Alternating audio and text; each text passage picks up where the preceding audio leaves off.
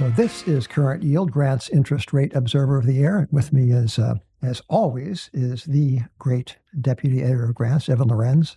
And Henry is not here at the control panel today. Instead, we have Harrison Woodill, who is ordinarily known for his fabulous executive and administrative work, but Harrison is the sound engineer. So if you can't hear anything, Harrison's email address is... Anyway. And with us, especially today, a pair of New York City real estate distressed entrepreneurs who do business as Maverick Capital, is it, fellas? Maverick Real Estate Partners. Partners, okay. David Aviram and Ted Martell. So we'll be talking with David and Ted in just a moment. Evan, I understand there was a CPI report this morning. What did it say? Prices keep rising, just not quite as fast as they were before. Plus 3% year over year in June. That's good, right? Well, I still think prices are up like 18% over the last 3 years, so that wasn't quite as good. Yeah, everyone talks about the rate, but very few stop to linger to reflect on the theft of purchasing power that is cumulative rather than month to month or year over year. So thank you for that clarification. And Evan, I saw you most characteristically burst into laughter yesterday upon reading a news story. And I would like you to tell the listeners about what it is you saw. And yeah, go ahead. The Wall Street Journal had probably the single best expose of this week, if not this month. The world's greatest stone thrower, which is Elon Musk. He's challenged Mark Zuckerberg, the CEO of Meta, formerly Facebook, to a cage match, which Elon Musk's mother then called off. Apparently is trying His to mother called off? His mother told him not to, and he's a good boy. Yeah. All appearances to the contrary. He apparently was using company funds to build himself a giant glass house in Austin, Texas. Apparently the glass is quite expensive, the architects too, and eventually rose to the board, and now the board's investigating it for improper use of company funds. But the idea of the world's greatest stone thrower living in a glass house is really something. Yeah. Well, David and Ted, you guys are New Yorkers. You don't live in a glass house of any kind. I suppose it's a more conventional stone kind of apartment structure. That was true until last year when I moved to the burbs. But lived in New York for over 20 years and, enjoyed always my walks to the office. Well, this voice is David Aviram, and he is a co-founder of Maverick, I think we were talking about. Yes. All right.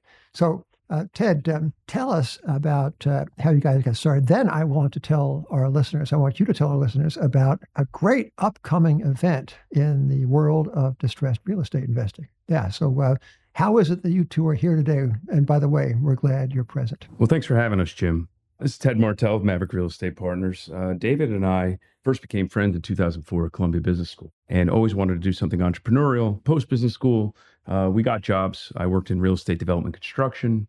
Dave worked for Eastdale Secured, selling skyscrapers in New York City. And when the global financial crisis hit in 2008, we sort of talked about the opportunity that might be before us. And by 2010, Dave gave me a call and said, let's do this. Let's leave our respective jobs and let's start Maverick Real Estate Partners for real. That's crazy.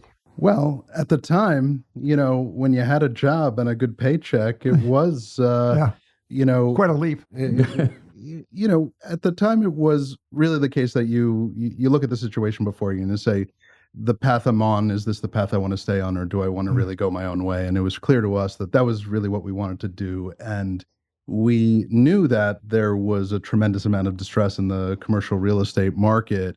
Didn't know exactly how to access it at that point in time, but quickly learned that there was a lot of bad debt building up on bank balance sheets. And so, we did what two entrepreneurs, generally do, is you pick up the phone and start dialing. And we cold called over 100 different banks and got introduced to their special assets officers, and without any capital to our name, we also started cold calling private equity firms to partner with us to help us capitalize on some of these opportunities. And interestingly, at the time, a lot of these community and regional banks, their files were paper files, and they'd wheel in crates of information into a conference room and basically say, like, leave us in there for 2 to 3 hours and then at the end say, well, what do you think? Right. And without, a real background in distressed real estate credit, we were, faking our way through this process as we were learning. And ultimately, you fast forward a couple of years, we had done a few deals, and several years after that, becoming kind of the market leader in acquiring distressed debt in New York City, having completed over 180 transactions. It was really the not knowing much was one of our better assets, because we looked at everything from a blank slate. We had to create the systems for how to source and underwrite, and ultimately did things very differently than they were done in the marketplace. It sounds very journalistic. Learning on the fly, knowing nothing, and just making it up as you go along. Yeah, that's. Well, you will certainly make it up and then some. And what Evan and I recall, our first exposure to your work, David and Ted, was in the fateful March of 2023, on the eve of the banking drama.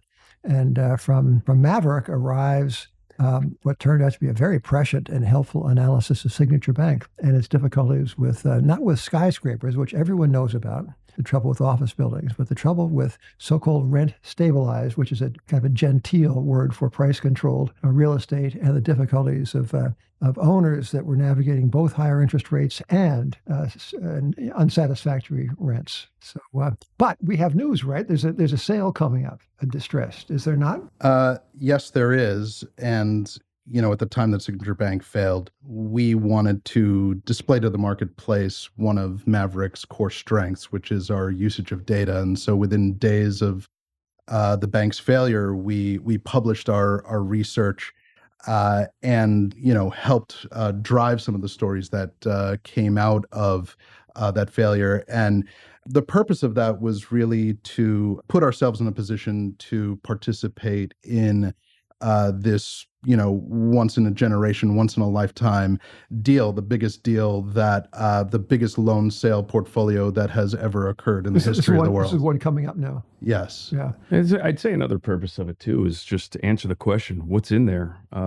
Historically, we had bought a lot of loans from Signature Bank, one-off opportunities here and there, and probably done about 30, 35 deals with Signature Bank. And so we kind of knew the portfolio in general, and we knew there were some problems in there, particularly around the rent-regulated stuff. After the FDIC transaction happened and the commercial real estate portfolio did not trade to NYCB along with the rest of the book, everyone was sort of saying, what's in there? Why didn't NYCB buy them? Was it their stated reason that they didn't want to concentrate further into rent stabilization in New York? Or was there something deeper, and was there a richer story in there? And I think we found out what that was, which was that there were very different risk parameters that the two banks were using in evaluating whether or not to make loans into that marketplace. And anecdotally, it was the case where, you went to NYCB for the lowest rate and you went to Signature Bank for the most proceeds. And it showed in the data, right? We were looking at rent stabilization and comparing the two banks. And on the one hand, you had what appeared to be relatively conservative lending on the part of New York Community Bank. And on Signature Bank, their dollar per square foot average across New York City was significantly higher. And then we utilized another unique metric, which was taking their loan balances and dividing it by the aggregate market assessed value that the Department of Finance uses as a proxy for value, and comparing the two banks as on those ratios. And in both cases, on dollars per square foot, as well as looking at the market assessed value, Signature was up and to the right. And so, part of that, and some of this wasn't, purely Signature Bank's like loose credit underwriting standards, right? There were a lot of factors, economic factors and legislative and political factors that went into some of the troubles that they were experiencing in their portfolio. What kind of political troubles? Well, in 2019 in particular, there was a change in the rent stabilization laws, which made it very difficult for owners to raise rents in the traditional manners in which they were able to, which was through improving the units and the capital into the buildings in order to raise rents. And by changing those dynamics and not allowing for vacancy decontrol as well. All of those factors contributed to severe. It was devastating, no? Yeah, and it was interesting to see. Like, not all properties were affected in the same way. And it really had to do with the spread between the rent stabilized rents and the market rents. And the greater that spread, the more severe the drop in value. Because even though there's ultimately more upside in rents if they're low, the market was pricing the ability to convert stabilized rents into market rents. And now that they're unable to do that, and you have to project out, these lower rents out into the future while expenses are meaningfully increasing from labor to insurance and all this deferred maintenance, a lot of these properties just failed to underwrite at levels that they did previously. So you saw drops in value by 10 to 50% right after the rent stabilization laws went into place. And now you couple that with a rising interest rate environment where these properties, many of them were purchased pre-2019 at 2.5 caps, 3 cap rates, right? And so they jumped up to 5 cap rates after, or 4.5 if they were like the really interesting properties, 4.5 to 5s. And now with the rising interest rate environment, they're now at 6.5 to 7.5. And when you go from a 3 cap to a 6 cap, right, the value's cut in half. And that's assuming that your NOI is the same, but it's been declining. So this sale gets underway a couple of weeks, couple of months, whenever? Every time we speak with the brokers, because the brokerage group has been selected, it's Newmark, they say 2 weeks with a little bit of a wink. But if you dig deeper, they say, well, when the FDIC is ready to sell it, they're going to sell it. And it's being held up, as we understand it, by a couple of different things. You're talking about $34 billion worth of loans, 23 of which are in New York City. Of the $23 billion worth of loans in New York City, 11 billion of them are secured by rent stabilized properties. It's 3,600 loans. Average loan balance is about $7 million, something around there.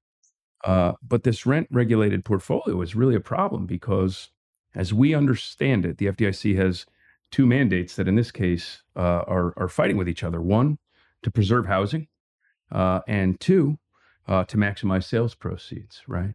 But if you're trying to sell a portfolio of loans secured by housing with capped upside and growing rents, who's going to pay the maximum price for that? Well, there's only so many investors that can even come up with a check this big and make sense of it. But at the same time, they're worried about selling it to a group that may be perceived as more, say, predatory or focused on generating return for their limited partners. And so, I think that they're wrestling with that. We understand that there's some nonprofit groups that are involved that they're speaking with to try to help. Is there intentionally nonprofit? Yes, nonprofit by design, correct. Well, in the securities world, there's a saying that there are no bad bonds, only bad prices.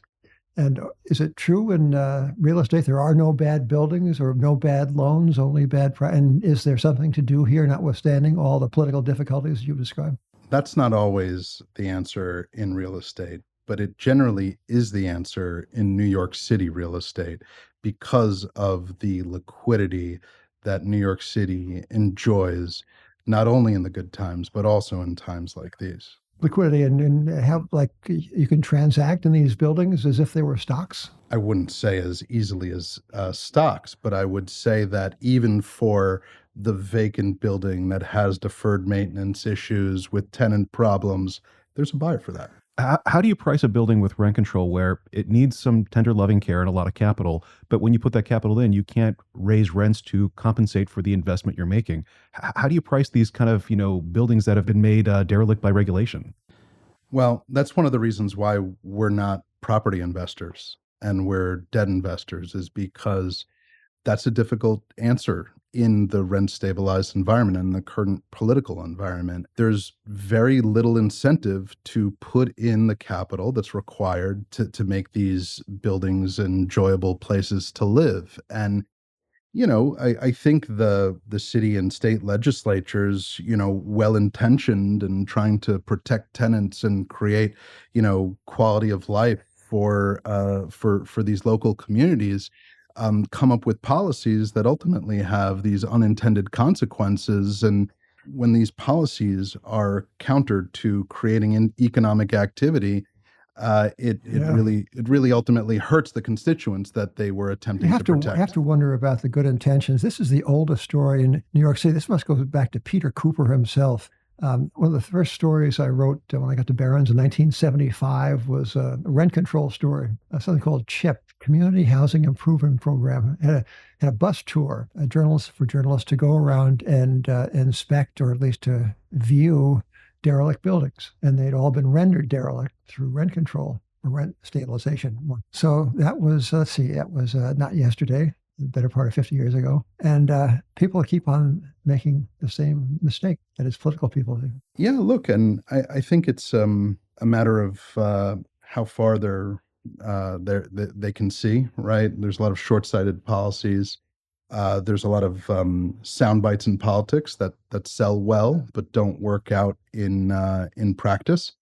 And ultimately, you need more courageous leaders that see through a lot of that and have the clout to get people behind them for more practical and frankly business-oriented policies. Let's drill down in a kind of a hypothetical microeconomic example of how you go about appraising a distressed loan. So let's say something out of this $34 billion portfolio, say it's part of the 10 or 11 billion of distressed rent stabilized properties or loans. So you get a piece of paper, it's a loan document, it's in default. What then? Well, we are distressed debt experts, and the manner in which we evaluate defaulted loans is very different than others in the marketplace.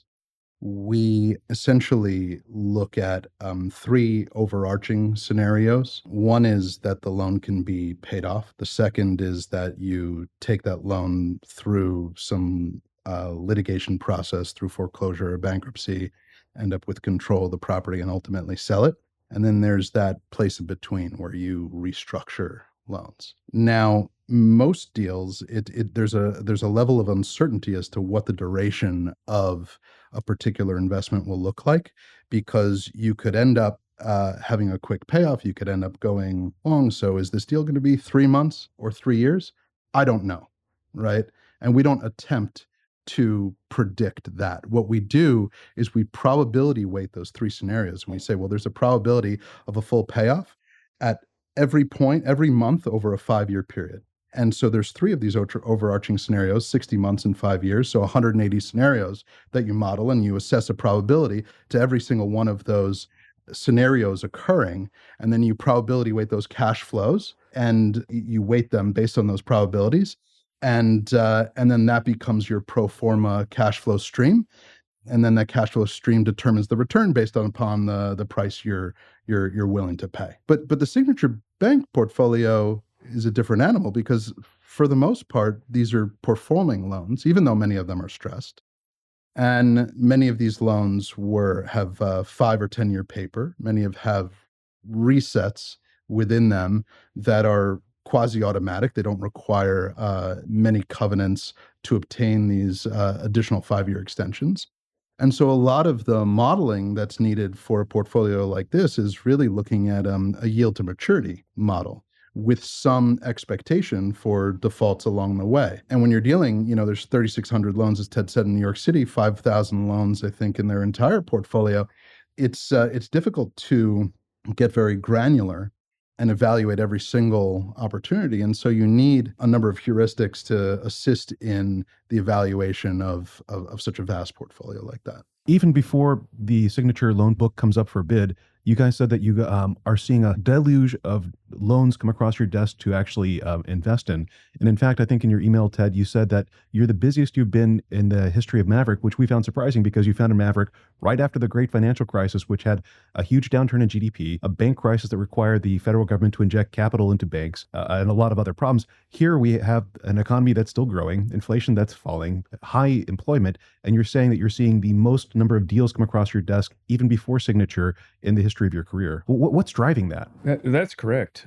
We've never been busier from an underwriting perspective. That being said, we're not closing on many opportunities right now. And that's because there's a significant bid-ask spread, right? Because there's a tremendous amount of uncertainty around the valuation of the underlying collateral.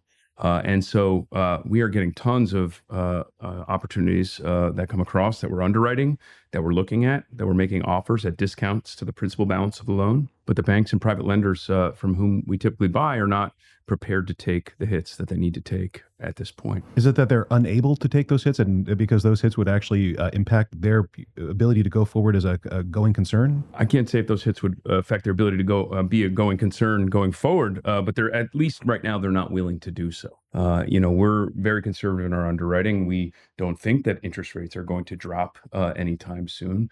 You guys may have a view into that that's more sophisticated, but we're sort of looking forward and being very careful in our underwriting, and we need to pay at a discount to the loan in order to achieve the returns that we want. Are you finding that you're losing some transactions because there's so much capital in the market that people are prepared to outbid you? I think that's a great question. Look, when COVID started, there were tremendous people that went out and raised lots of capital to invest in distressed situations.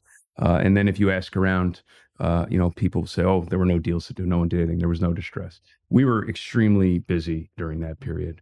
But we do understand that there's a ton of dry powder on the sidelines. That being said, every time we talk to people, everyone's still saying the same thing. Where's the distress? Where's the distress? But we've heard this since we started our business. When we started it in 2010, there was tons of it. By 2013, investors were saying, well, is there any distress anymore? We've been very busy since 2013. This is a large market. There's always a substantial amount of distress. And so today, to answer your question, Jim, I think that we are losing some opportunities to those new entrants to the market, people that raised capital over the past few years. But for the most part, what we've seen is that the lenders are not transacting, that they're not yet selling these loans. Is this a typical early cycle bit of behavior? I think that's a great question. I think we're in early innings here. I think that transactions that are getting done today are more structured opportunities, and we can talk a little bit more about that. I think the non-consensual deals where loans are just sold at discounts, that's sort of later in this cycle. I think we're very early innings. And I would distinguish between non-performing loan buyers that are really property owners and want to own assets and are investing in non-performing loans where there is a very quick and clean path to title. They are bidding up loans to levels that are approaching equity value. And then groups like us that are not interested in owning the underlying collateral, we see our value in buying distress at very significant discounts to underlying collateral value, and then using that debt to equity conversion process as a means for creating value. And we don't seek to create value at the underlying collateral level for the most part. Each real estate sector seems like it's unhappy in its own way. Residential real estate in New York has rent controls. Office obviously has work from home. Present company accepted. We don't have many people going to offices. And hospitality, Ashford Hospitality Trust just announced that it might turn 19 hotels back to its lenders. Where are you finding the most opportunities? And are there certain real estate classes that you avoid just because the problems are too big to get your hands around?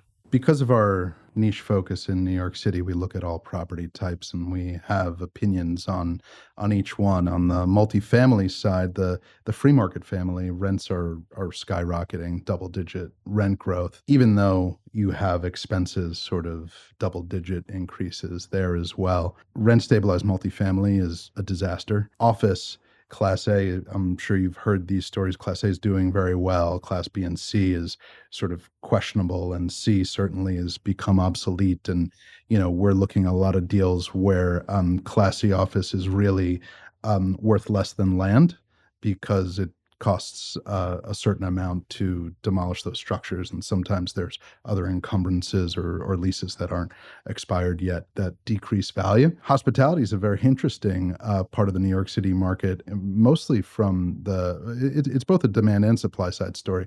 But on the supply side, the city passed a special permit resolution that requires you to effectively use union labor to build and operate hotels. And so there have been virtually no new building permits for hotels in years. It's 2 years about since they passed it. Yeah. And then you couple that lack of new supply with supply coming offline from conversion of union hotels into other uses, and then the city housing homeless and migrants. There's about 70,000 homeless in New York City and about 80,000 migrants that have come to New York City over the last 18 months. And the city is triple net leasing effectively for multiple year periods, numerous hotels throughout the city, which is taking a lot of that supply off. And so you're seeing Revpar at levels that exceed 2019 levels, which was kind of the high water mark before COVID. Interesting. When you started off, there was the two of you and a phone bill, and that was kind of it. So tell us about the organization and what do you have to generate the data that I gather is your stock and trade and your specialty? Yeah. You have employees, right? There's 20 of us. Oh, okay. Today and growing, another couple people starting this summer. What we've done over time is we have been developing our data in different ways. We initially, it was Ted and I that were cultivating this data. Then we started using third-party vendors to help us aggregate, connect, clean that data. We started running different queries through the data that gave us different lead lists. And as this became more foundational to how we run our business, we decided it was important to bring all of that data in-house. And we did so by building out a data strategy vertical within our company. It is currently 4 people. We're adding another person to the team. And what that allows for is, just as you saw with that signature piece that we put out, within a couple of days, we were able to, refine, clean, and publish a set of like esoteric data sets and combine them in a way that was like really interesting. And we use that in a number of ways, not just for sourcing, but also for asset management and portfolio management and reporting to our institutional LPs. We've seen a number of very well-heeled borrowers like Blackstone, Brookfield, RXR just hand back keys as their loans come due because they seem surprised that interest rates wouldn't stay low forever. I think there's about 1.4 trillion worth of commercial mortgages maturing this year and next year. And obviously that's nationwide, not just New York City. But as you see this kind of wall maturity kind of hitting and borrowers, face higher rates, what kind of opportunities and risks does that present to you guys? Well, I think what you're seeing are some of the really smarter borrowers making rational decisions to give back keys in situations where, the alternative is putting good money after bad.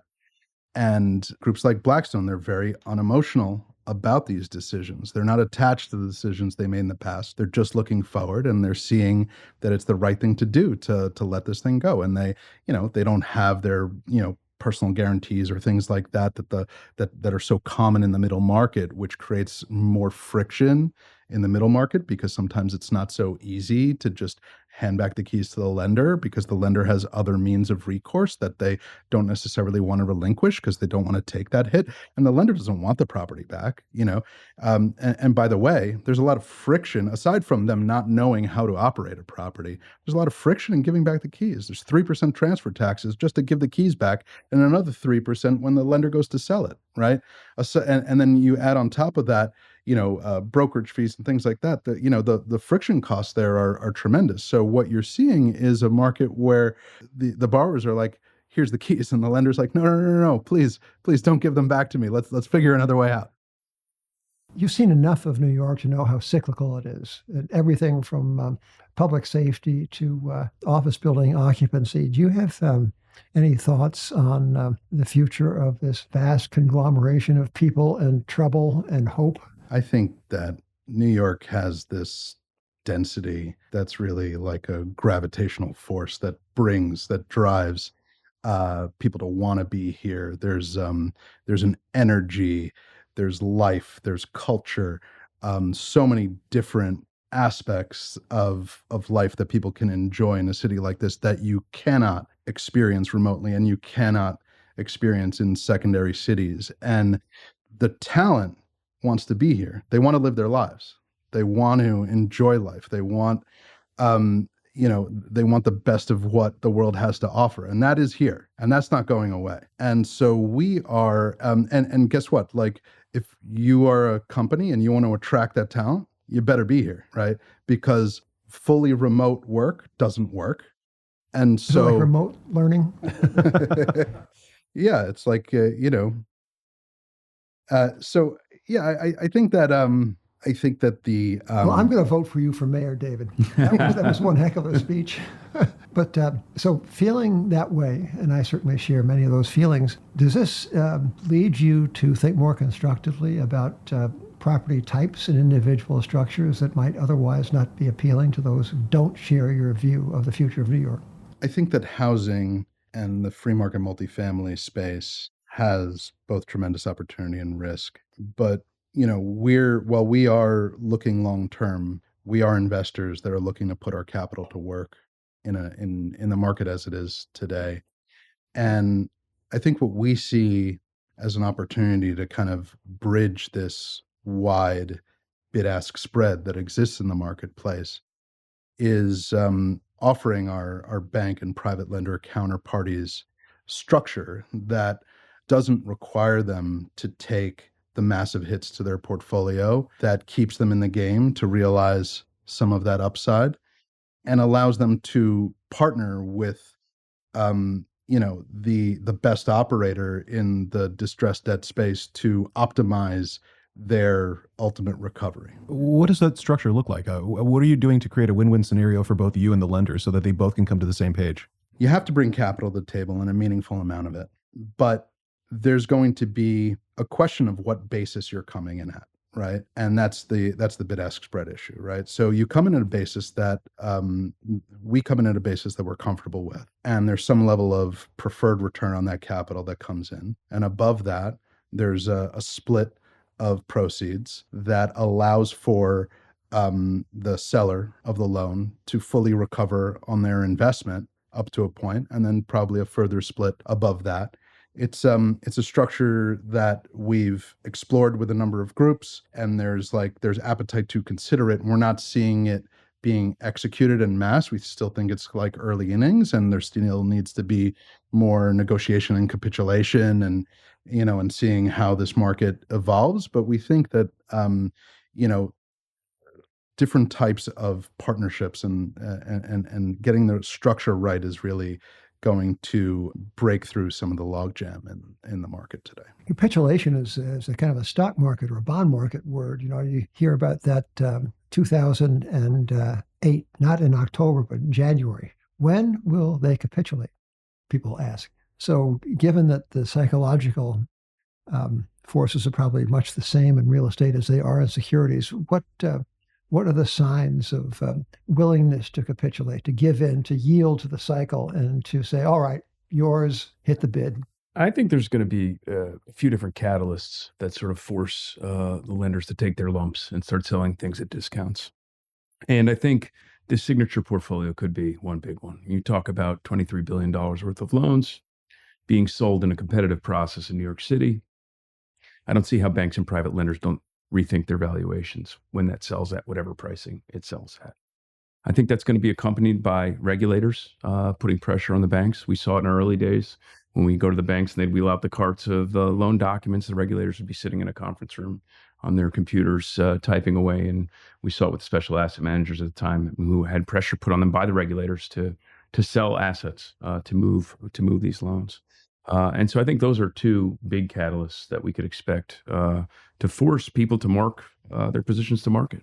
David and Ted, I'm not sure if you've heard this, but some people in the business describe you as controversial. And some of them say that you are not nice in everything you do in trying to maximize the returns for your investors. Could you comment on this? Is this a a misconception, or is that people don't understand the way you do? But what is it about your reputation that some people describe you as a little bit predatory? Is that just sour grapes on the part of those who don't do the same sort of careful microeconomic work? What is it?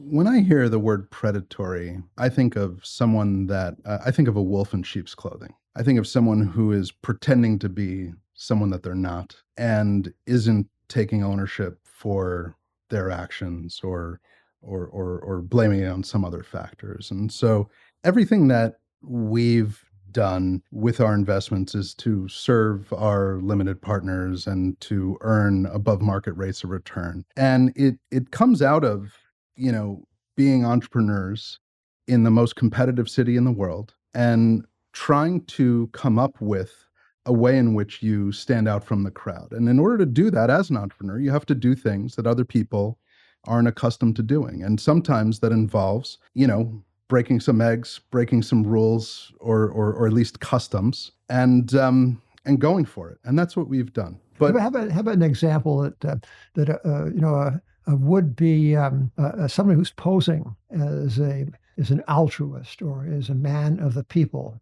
is saying that what you just did is not fair, it's not cricket, it's not kosher. So what might that thing be? And let's hear your side of the transaction. I think a very clear example of that is that when these loans go into default, they tend to accrue interest at very high rates. It's typically 24%. And we enforce the collection of those rates. And I think everyone says, oh, you can't do that. Oh, that's not fair. Well, this is a document that was signed by a borrower and a lender where they agreed contractually to the terms. So 24%, that's a fancy rate of interest. Now, is that a state rule, New York State convention? No, it sort of arises out of the private lending space where, private lenders being creative and aggressive said, well, what is the highest rate that you can charge in New York? Well, above $2.5 million, there's actually no usury laws. But below $2.5 million, it tends to be pegged at 25%. So people said, okay, if I put 24% in my loan documents, I'll be protected from potential usury arguments. And 24% compounded over 50 years would be what? This is simple interest, by the way. Those are compound, unfortunately. And what we saw during the global financial crisis, which was really interesting, was that most banks had default rates of interest of +3 or +5% over their contract rates. And what they found during the global financial crisis is that they couldn't sell their paper at the levels that they wanted to sell because the return wasn't high enough for the perceived risk that the debt buyers were taking, that were buying their paper. And so after the global financial crisis, almost every single bank in New York City changed their default rate of interest in their loan documents to 24%. So when do you begin to earn 24%? As soon as upon an event of default is stipulated in the loan documents. And that can be, for monetary or non-monetary reasons.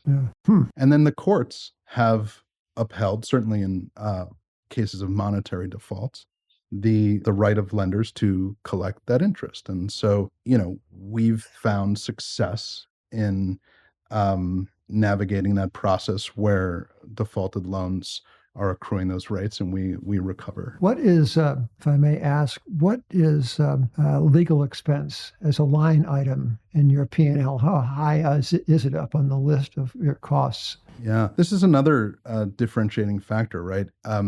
If you are a tourist in the distressed debt space, just kind of coming in to pick up a loan and you don't really know exactly who to call to do the legal work.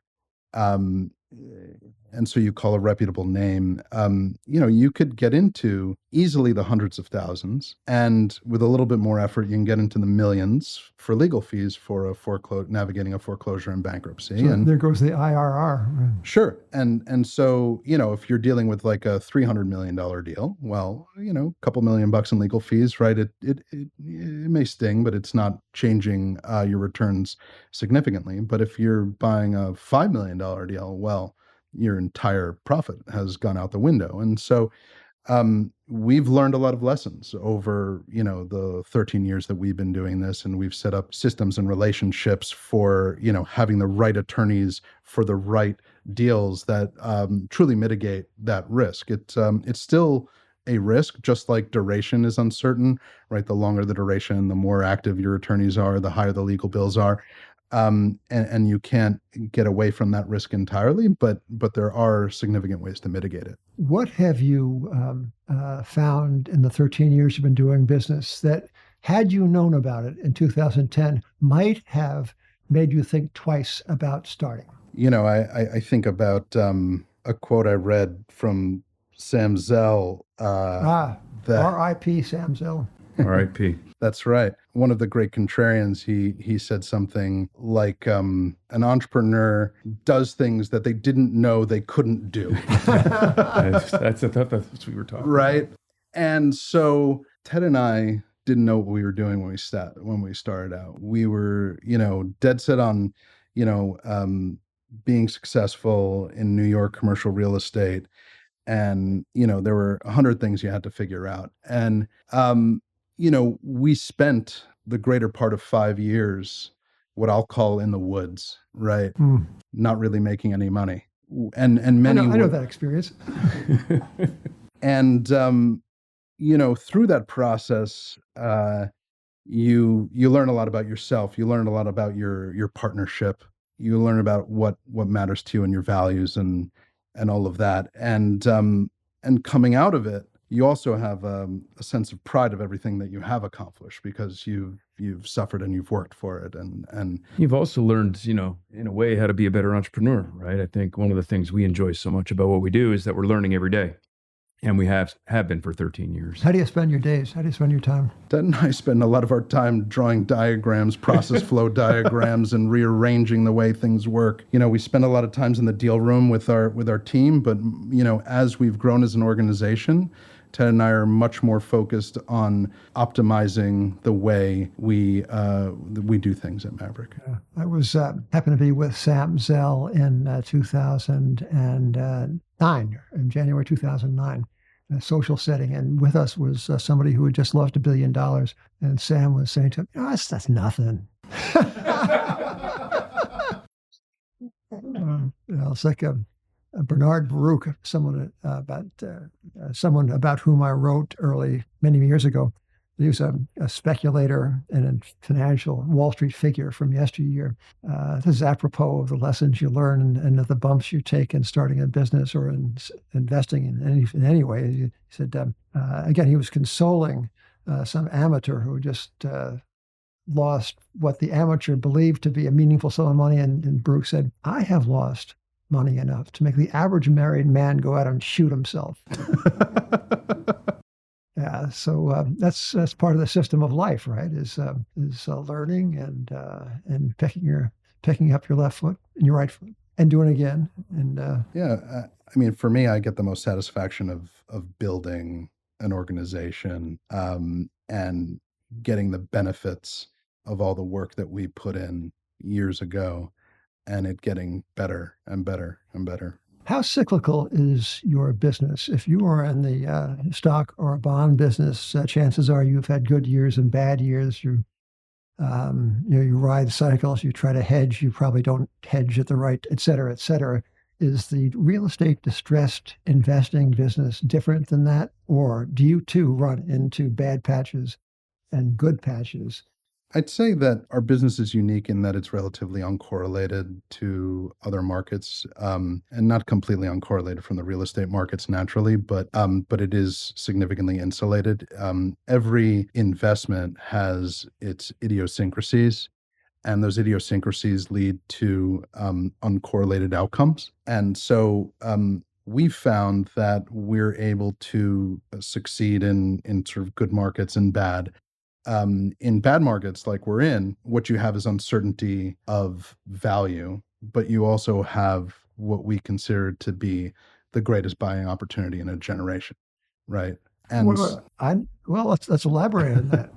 I didn't know that was the case in a generation. So this would encompass 2008 and 9. You must have heard about those values on offer then. Yeah, because but also, let me just frame this further, because as Evan pointed out, this is by statistical measures pretty good. Unemployment is still near an all-time low, stock market near an all-time high, and you were telling us and the listeners that you are seeing the best opportunities of a generation. This is really quite a paradox, is it not? Well, I think you'd be able to help me answer this question more fully because as we saw during the global financial crisis, right, rates were up, but then they bottomed out relatively quickly to support the market. And where we are now is a relatively high interest rate environment that's exacting a very significant toll on the commercial real estate market. And that toll isn't being cured by a subsequent drop in rates because the Fed doesn't have the flexibility to do that. And so the persistence and the rapid growth of these high rates and the fact that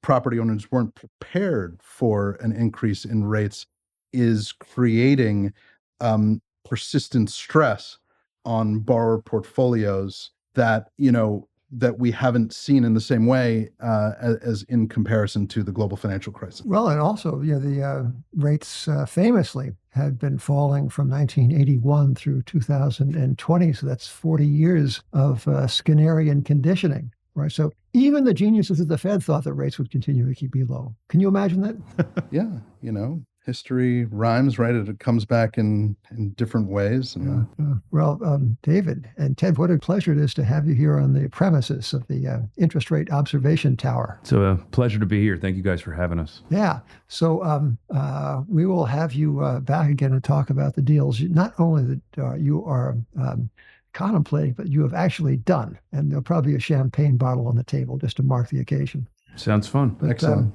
On behalf of Grant's Interest Rate Observer and the listeners of our podcast, thank you. And ladies and gentlemen, thank you, Evan. Good to see you. Harrison, thanks for sitting in. And until next time, this is Current Yield, Grant's Interest Rate Observer of the Air.